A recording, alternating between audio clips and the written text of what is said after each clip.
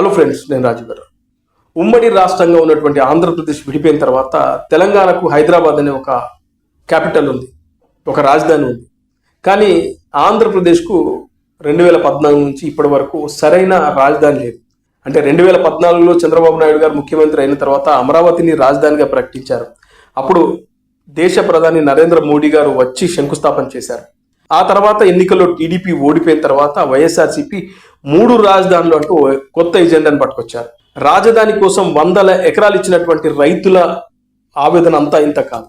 ఇక్కడ రాజధాని అవుతుంది, మా బతుకులు మారిపోతాయి అని చెప్పి మేము స్వచ్ఛందంగా మా భూముల్ని ఇచ్చాము. మేము పంటలు వేసుకునే భూముల్ని కూడా రాజధాని కోసం ఇచ్చాము. ఆ తర్వాత వైసీపీ ప్రభుత్వం వచ్చిన తర్వాత అమరావతి రాజధాని కాదు, విశాఖ, కర్నూలు, అమరావతి 3 చోట్ల 3 రాజధానులు ఉంటాయని చెప్పేసి వైఎస్ఆర్సీపీ ప్రభుత్వం ప్రకటించేసరికి ఇక్కడ అమరావతి రైతులు పెద్ద ఎత్తున ఉద్యమం చేపట్టారు. 2020 నుంచి 2024 ఎన్నికల వరకు కూడా ఇది ఒక ఉద్యమంగా సాగింది.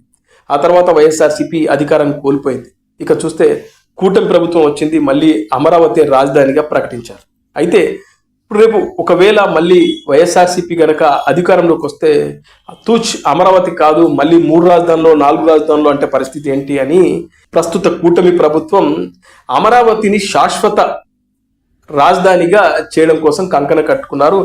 నిన్న అసెంబ్లీలో ముఖ్యమంత్రి నారా చంద్రబాబు నాయుడు గారు తీర్మానాన్ని ప్రవేశపెట్టారు.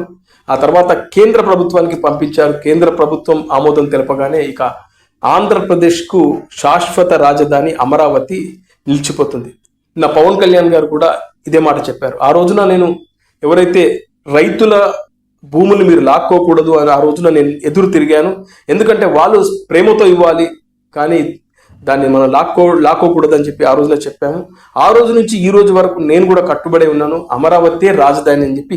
ఇప్పుడు కూడా అదే చెప్తున్నాను, కష్టం వచ్చినా నష్టం వచ్చినా అమరావతి రాజధానిగా ఉంటుందని చెప్పి ఒక శాశ్వత తీర్మానాన్ని అయితే ప్రవేశపెట్టారు. ఇక ఆంధ్రప్రదేశ్ ప్రజలకు అమరావతి రాజధాని, ఇక జగన్మోహన్ రెడ్డి వచ్చినా ఇంకెవరు వచ్చినా దీన్ని తీసి మరి ఇంకొక చోట పంపించడం, అంటే రాజధాని అమరావతి కాదు మరొక ప్రాంతాన్ని రాజధానిగా ప్రకటిస్తానంటే అది కుదరదు. ఇక ఆంధ్రప్రదేశ్కు శాశ్వత రాజధానిగా అమరావతి కన్ఫర్మ్ అయిపోతుంది.